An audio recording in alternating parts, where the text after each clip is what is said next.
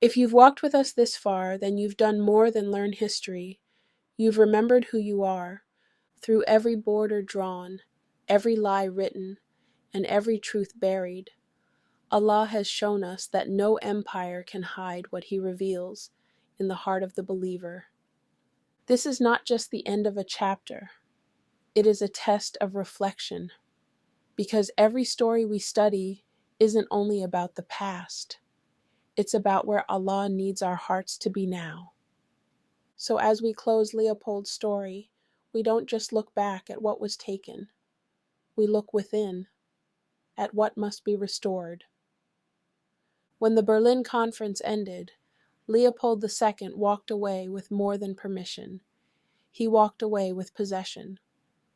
What he claimed to the world as a humanitarian mission soon revealed itself as a private kingdom written in his name. Henry Morton Stanley, the British explorer who had traced the Congo River's path, became Leopold's tool of conquest.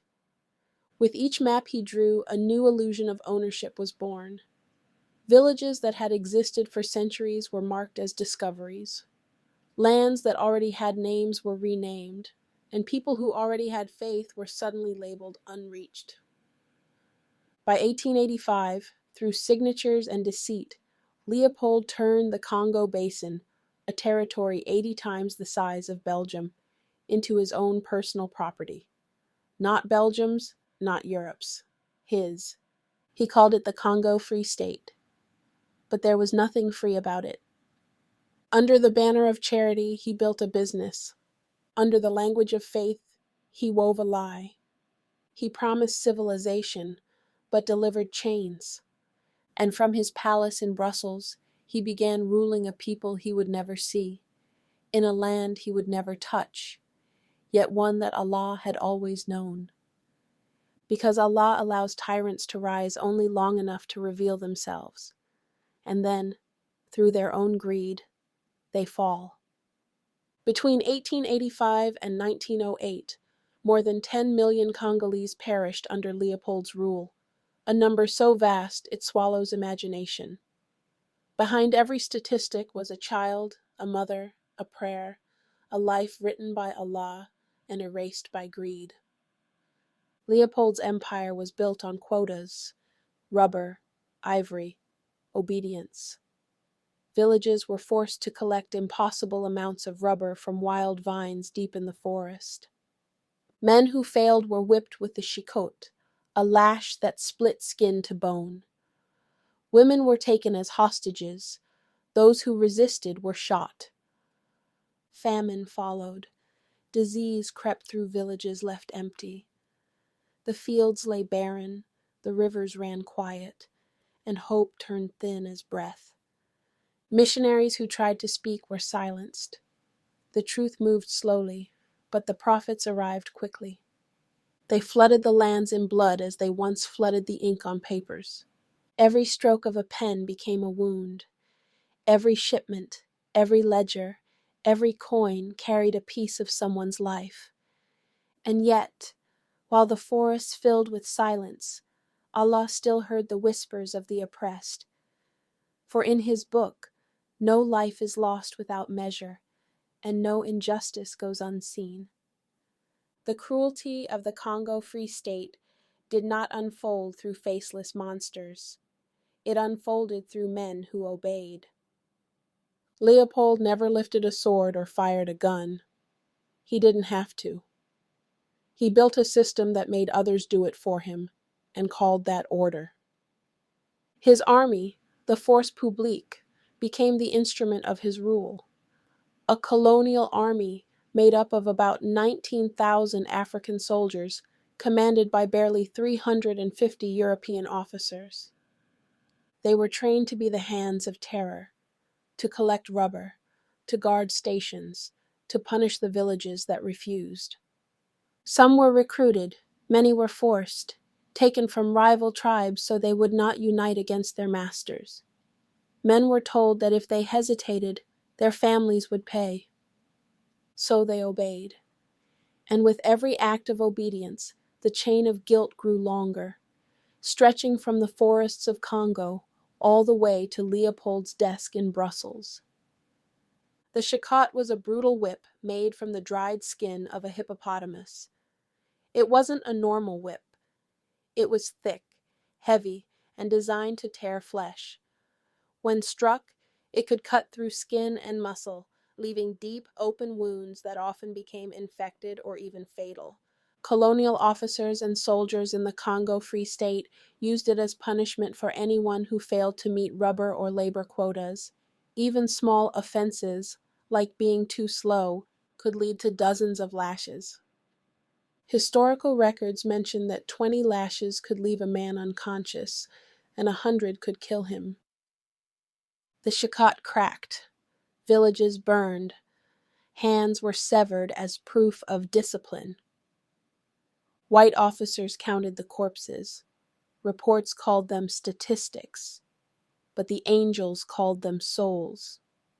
Leopold had built a machine that murdered in his name while keeping his hands clean. He created a hierarchy of cruelty, where African soldiers, forced by fear, became the face of their own people's pain. And Europe watched, pretending not to see. Leopold's rule depended on control, and control required an army. In 1886, a year after the Berlin Conference, he formally created the Force Publique, a colonial military and police force built to keep the Congo obedient. It was a strange army, a mix of mercenaries and enslaved men serving opposite purposes. At the top were European officers, Belgian, Italian, Swedish, Danish, soldiers of fortune who were paid to maintain order through fear. Below them were African men, forcibly recruited from across Central Africa.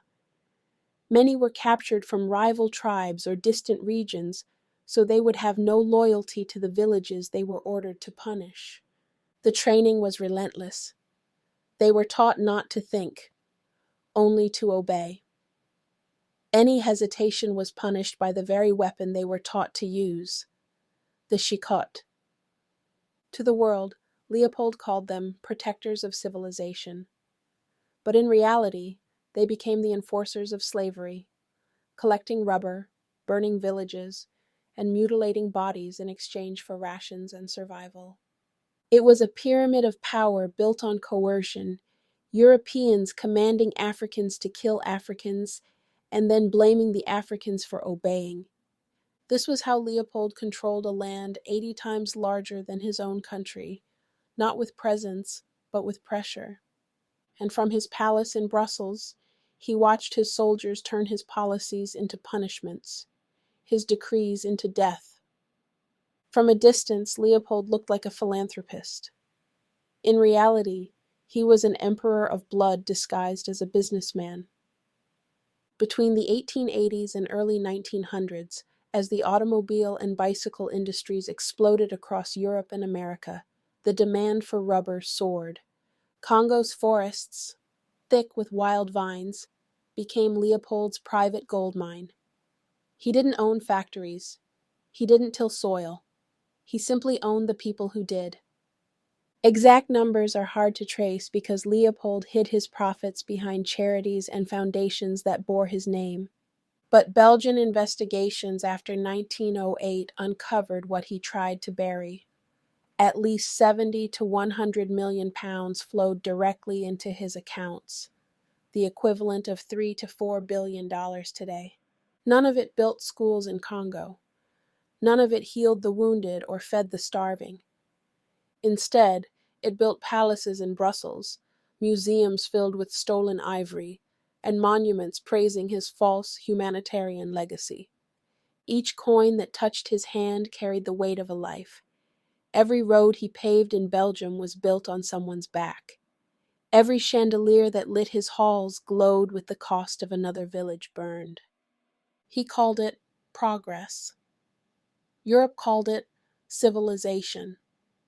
But in the heavens, the record of those profits was written as blood. And when Leopold finally did take his hand off Congo, it wasn't because of guilt. It was because the world had finally seen what he tried to bury beneath his crown. The same Europe that once called him a hero now began to taste the rot beneath its own praise. He had wrapped his crimes in words like progress and civilization, but the truth had a way of surfacing, not through kings or politicians, but through ordinary souls who refused to close their eyes. Missionaries, reporters, and photographers became Allah's instruments of exposure. They held up mirrors the world could no longer shatter. The whip, the severed hands, the empty villages, all were now captured on film and paper. E.D. Morel, the humble shipping clerk, noticed what no royal ever questioned. Ships leaving Belgium carried guns and chains, but came back heavy with rubber and ivory. "What kind of trade," he asked, "sends out bullets and brings back riches?" His discovery reached Roger Casement, who went to Congo and returned with a report that scorched the conscience of the world. And then came the images by Alice Seeley Harris, proof too human to deny. A father holding his child's severed hand, a mother clinging to a body that once held laughter. The outrage grew. Churches roared. Newspapers printed truth. The people of Europe began to whisper the word murderer in the same breath as king. By 1908, Leopold could hide no longer. He was forced to release the Congo Free State to the Belgian government, paid off as though selling a company, not confessing to a crime. The land was renamed the Belgian Congo, but renaming it did not cleanse it. The forest still remembered. The soil still wept. He spent his final days rewriting his legacy, but history had already chosen its ink. Because Allah is the most just, and the prayers of the oppressed never vanish. They echo until they shake the thrones of kings. Leopold II died not in war, not on the land he ruled, but in the same palace where he wrote the orders that destroyed it. He died having never once set foot in the Congo. For over 20 years, he ruled a land 80 times the size of Belgium, through letters, signatures, and silence. He sent others to whip, burn, and sever, yet his own shoes never touched the soil soaked in blood. He reigned from afar, like a ghost feeding on the lives of men he would never see. And so when death came for him on December 17, 1909, it met him exactly where he had lived, distant, surrounded by luxury, disconnected from the pain he caused. He suffered a slow and painful intestinal obstruction, his body swelling, unable to release what it had hoarded. Maybe that was Allah's reminder that what you keep unjustly, you die carrying. Crowds filled the streets during his funeral, but not to mourn him. They turned their backs as his coffin passed, a silence louder than any scream. The king who once demanded Europe's attention now met a sea of faces that refused to look his way. He left this world unrepentant, still trying to rewrite his story. But Allah had already written his. And in that story, no man escapes the truth, not even a king who ruled without ever walking among his victims. Because he never stepped into Congo, but Congo never left his name. And into the history books, Allah sealed him as Leopold, the man who killed millions. Every soul who studies his story bears witness to it. Every soul that listens about him bears witness to it. For even through paper and ink, Allah allows the truth to speak. Those who read his name are not just learning history. They are going to testifying before the Lord of the heavens and the earth that they too have seen his crimes, and that is divine justice.